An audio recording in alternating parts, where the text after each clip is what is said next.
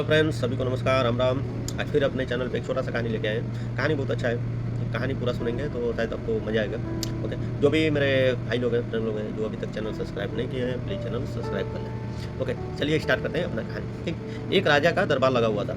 एक राजा का दरबार लगा हुआ था क्योंकि सर्दी का दिन था, इसलिए राजा का दरबार खुले में बैठा बैठा या पूरी आम सभा सुबह की धूप में बैठी थी।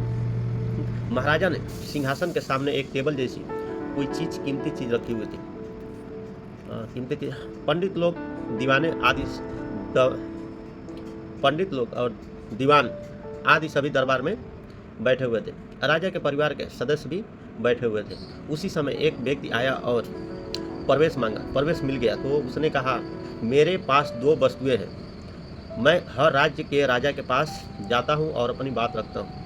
कोई परख नहीं पाता, सब हार जाते हैं और विजेता बनकर मैं घूम रहा हूँ। अब आपके नगर में आया हूँ। राजा ने बुलाया और कहा, क्या बात है? तो उसने दोनों वस्तुएं टेबल पर रख दी। बिल्कुल समान आकार, समान रंग रूप, समान प्रकाश, सब कुछ नक समान। राजा ने कहा, ये दोनों वस्तुएं एक है? तो उस व्यक्ति ने कहा, हाँ, दिखाई तो एक सी देती है, लेकिन है भिन्न। इसमें से एक बहुत कीमती हीरा है और दूसरा एक कांच का टुकड़ा, लेकिन रंग रूप सब एक है। कोई आज तक परख नहीं पाया है कौन सा हीरा है और कौन सा कांच का टुकड़ा। ओके, कोई परख नहीं पाया है कौन सा हीरा है और कौन सा कांच का टुकड़ा। ठीक, इनमें से हार जाता हूँ और अपनी एक कांच अगर मैं परख खरी निकली तो हार जाऊंगा और एक कीमती हीरा आपके राज्य को तिजोरी में मैं जमा करवा दूंगा। यदि कोई नहीं पहचान पाया तो हीरे की जो कीमत, उतनी धनराशि आपको मुझे देनी होगी। इस प्रकार कई राज्यों से जीता आया हूँ। राजा ने कहा, मैं तो नहीं परख सकूंगा। दीवान बोले, हम भी हिम्मत नहीं कर सकते क्योंकि दोनों बिल्कुल समान हैं। सब हारे, कोई हिम्मत नहीं जुटा पाया। हारने पर पैसे देने पड़ेंगे, इसका कोई सवाल नहीं, क्योंकि राजा के पास बहुत धन है। राजा की प्रतिष्ठा मिट जाएगी, इसका सबको भय था। कोई व्यक्ति पहचान नहीं पाया।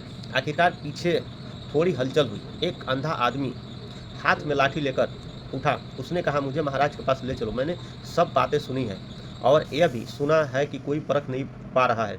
एक अवसर मुझे भी दो। आदमी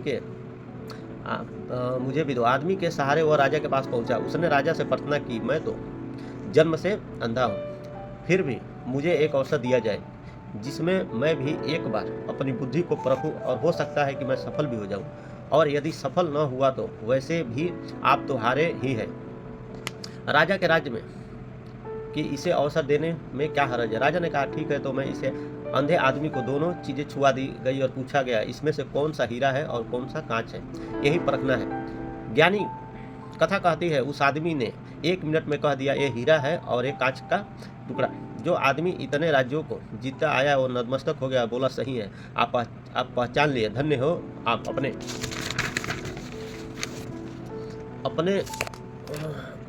अपने वचन के मुताबिक ये हीरा मैं आपको राज्य के तिजोरी में दे देता हूँ।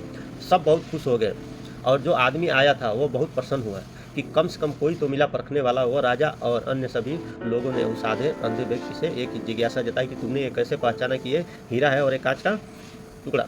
उस अंधे ने कहा कि सीधी सी बात है मालिक, धूप आधे ने कहा कि सीधी सी बात है मालिक, धूप में हम सब बैठे हैं, मैंने दोनों को छुआ, हीरा ठंडा रहा और कांच गर्म हो गया था। हाँ, तो दोस्तों, कहानी कैसा लगा जरूर कमेंट बॉक्स में दीजिए। सभी को धन्यवाद।